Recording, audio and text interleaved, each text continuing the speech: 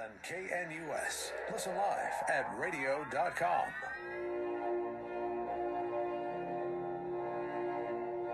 Welcome back to our final segment this week on the American Veteran Show. We hope you have at least learned a few things about the Nuremberg trials from earlier in the program. We wrap up just ahead of the holidays with author Joseph Tarkovsky. He has written the bestseller 40 Thieves on Saipan. And for those of you, probably don't need to remind you how absolutely bloody and devastating with casualties and death when it comes to Saipan, Tinian, Guam. And of course, we've told you so many times we've had the opportunity to bring you the show from Iwo Jima. Let's welcome in Joseph, and it's a pleasure. Happy and Merry Christmas to you. And what a book it sounds like. Well, thank you, Stefan. It's not so much about my dad, because he never spoke about the war.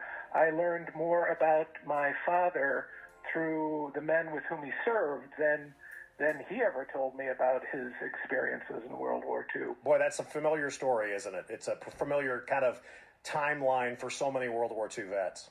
Indeed. So many of the children, the platoon members that I've met, say that they never knew anything about what their fathers went through.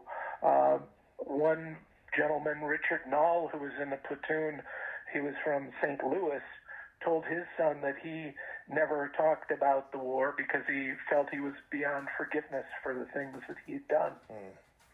Let me ask you about your, I guess, the way in which you found out about the medals and the letters and all of that. There's a story to that, and that was after your father passed, you found all of this, right? Correct. It was actually due to a eulogy at his funeral that was very eye-opening, that had to do with this gentleman who delivered the eulogy being a young 18-year-old naval ROTC fellow at the University of Wisconsin-Madison, and Dad was there on the GI Bill. The sergeant who was always at the ROTC meetings was a fellow from Dad's platoon on Saipan. He told a story to this young Navy guy about a scenario on Saipan where Dad saved the lives of everyone in the platoon. And that prompted me to open his footlocker and found his platoon rosters for Guadalcanal, Tarawa, and Saipan. And the Saipan is the one that piqued the interest, and I just started to search all of the names on it to see who might still be alive. And there were 4 members who were still alive, 5 actually at the time, but one was suffering from dementia, and I didn't want to bother him with questions. And they were more than willing to open old wounds and discuss their service, and that's where all of the stories from the book, were derived. We're talking with author Joseph Tarkovsky, his bestseller, 40 Thieves on Saipan, the elite Marine scout snipers in one of World War II's bloodiest battles. We'll make sure to let everybody know if they want to get a copy of the book, of course, right ahead of the holidays. We'll let you certainly, as we say, no offense, we say pimp the book, please. That's why this show exists. Let me ask you about, I know this is a personal question, but you go to this Foot Locker. What was that feeling right before you literally open it? Were there butterflies? You tell me.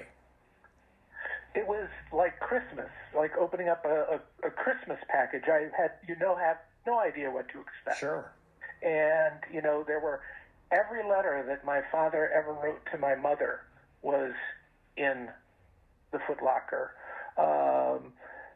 Articles about friends who were paralyzed by a sniper bullet on Saipan and how they passed away, 5 years later, that fellow's wife kept in touch. It was my dad's best buddy from Officers Candidate School.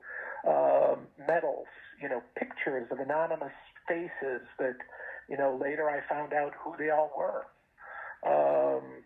And this was a very unique platoon. There were only 2 such scout sniper platoons deployed in the Pacific during World War II. One was on Tarawa, which was just a 72-hour, constant combat. But the battle for Saipan was a month-long grinder where they were actually able to use all of the skills that they learned to be scout snipers to work behind enemy lines for days and weeks at a time, mapping enemy installations, wreaking havoc where they could. They're kind of like grandfathers to Navy SEALs almost. Joseph's book is featured in this month's December issue, the 2020 issue of Leatherneck magazine. 40 Thieves. What does that mean? Well, the Marines of World War II were notorious thieves in general, but this group obviously must have excelled at the craft because the first time I read about them being called that was shortly after I discovered the roster and went online and searched this Marine Corps website, and up popped this Leatherneck magazine article from December of 1944 that was entitled Tuchovsky's Terrors. And beneath it was a little text from this fellow named Chris Tipton, whose father, Warren Tipton, was in the platoon. And the text said, "This was my dad's platoon during World War II. He said everything in the article was true, except that we were never known as terrors. Among the Marines of the 6th Regiment, we were known as the 40 Thieves." Wow. Your dad was a Marine for a long, long time, and there's never anything such as a former Marine, as we all know. But how old was he when he was, in that part of the South Pacific? He would have been 28 on Saipan, and he enlisted in 1937. He actually was out west. He traveled out west because he had a football scholarship to UCLA. Wow. But travel being difficult at the time, his bus broke down, and he got there too late to be on the team. Jeez. So he migrant worked up the coast of California, and at one point he organized a basketball team in some city in Oregon that won the championship that year, and they'd never won anything before. He and his brothers were quite good basketball players back in in Beaver Falls, Pennsylvania.